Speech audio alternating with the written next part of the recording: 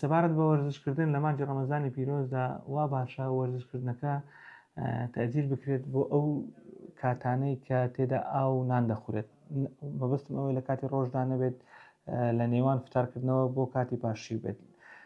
بۆچی؟ چونکە هەمومان دەزانین لە کاتی وەرزشکردن بەشێکی زۆر لەش ئارەقە دەکات و ئارەقەکردنیش واتە کەمکردنەوەی ئەو شلەمەنیانی کە لە ناو لەش هەیە دێتە دەرێ لە ڕێگەی ئارەقەوە، واتە ئاستی شلەمەنی لەش کەم دەبێتەوە.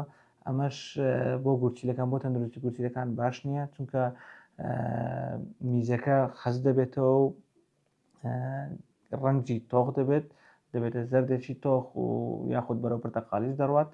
بۆیە وا باشە وەرزشکردن بخرێتە ئەو کاتانەی دوای فتارکردنەوە، دوای نان خواردن بە 2 سەعات دوای ئیستراحەتکردن ئینجا دەست بە وەرزشکردن بکرێت و لەگەڵشی بە شێوەیەکی مستەمر ئاو بخورێتەوە بۆ ئەوەی ئەو شلەمەنیانی کە لەگەڵ ئارەقەکردن دێتە دەرێ تەعویزی بکرێتەوە بە ئاو خواردن و شلەمەنی خواردنەکان.